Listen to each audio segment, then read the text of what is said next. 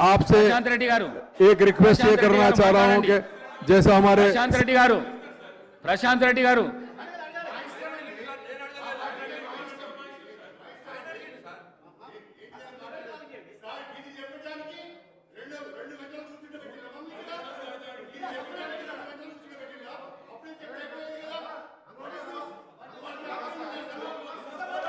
మాట్లాడండి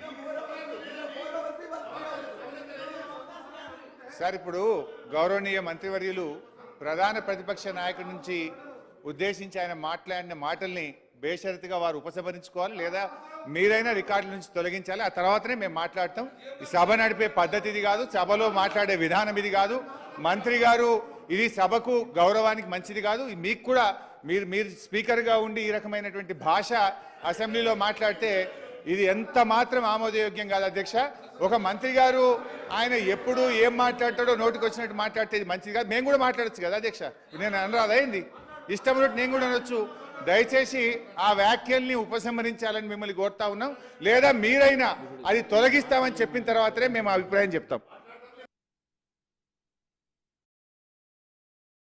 సార్ ఒకటే నిమిషం సార్. మొన్న నల్గొండకు గంటన్నర సేపు హెలికాప్టర్లో ప్రయాణం చేసిన ఆయన పెద్ద మనిషి గీన్ నుంచి నందగిరి తీసుకెళ్ళి 5 నిమిషాలు రారా? ముఖం లేదు, ముఖం లేక నల్గొండ నాశనం చేసిండు. అందుకనే రమ్మని బయలు చేస్తున్నాం. రికార్డులను పరిశీలించి తొలగిస్తాము. రికార్డులను పరిశీలించి తొలగిస్తాము. మాట్లాడండి, మీరు మాట్లాడండి. ప్రశాంత్ రెడ్డి గారు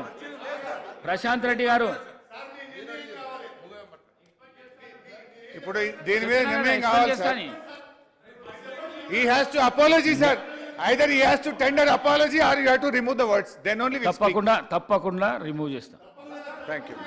మాట్లాడండి. Thank you sir. బట్ ఇప్పటికైనా వాళ్ళు తెచ్చుకొని భవిష్యత్తులో అట్లా మాట్లాడకుంటే మంచిది. వారి విజ్ఞతకే వదిలేస్తున్నాం సార్. థ్యాంక్ యూ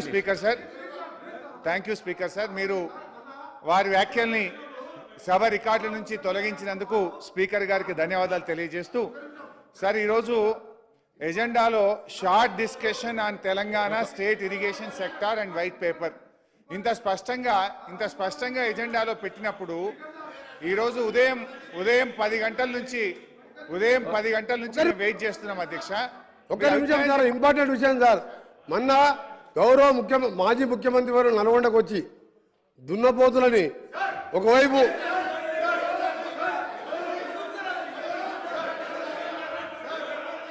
ఏం పాడేదారే సార్, మా గురించి వారు మాట్లాడిన భాష సార్, వారు గీదానికి అంటున్నారు, పాపాల భైరవుడు అంటుడు. మా గౌరవ ముఖ్యమంత్రి గారు ఏమని మాట్లాడించారు? ఆయన క్షమాపణ చెప్తారా? కేసీఆర్ సభకు వచ్చి క్షమాపణ చెప్పాలి. నన్ను కూడా అన్నాడు, అరే తురే అన్నాడు.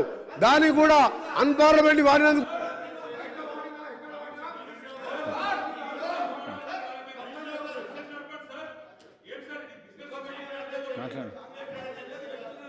సార్ కోమటిరెడ్డి వెంకటరెడ్డి గారు ఈరోజు సభ బయట మాట్లాడిన దాని గురించి సభలో మాట్లాడుతున్నారు.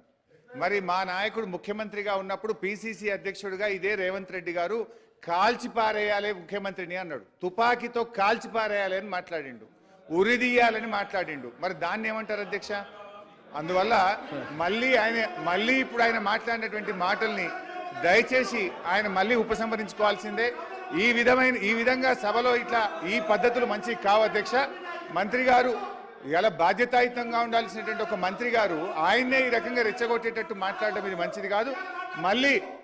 మళ్ళీ ఆయన అదే వ్యాఖ్యలు చేసినాడు అధ్యక్ష.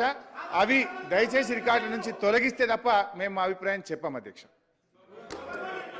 మహేశ్వర్ రెడ్డి గారు.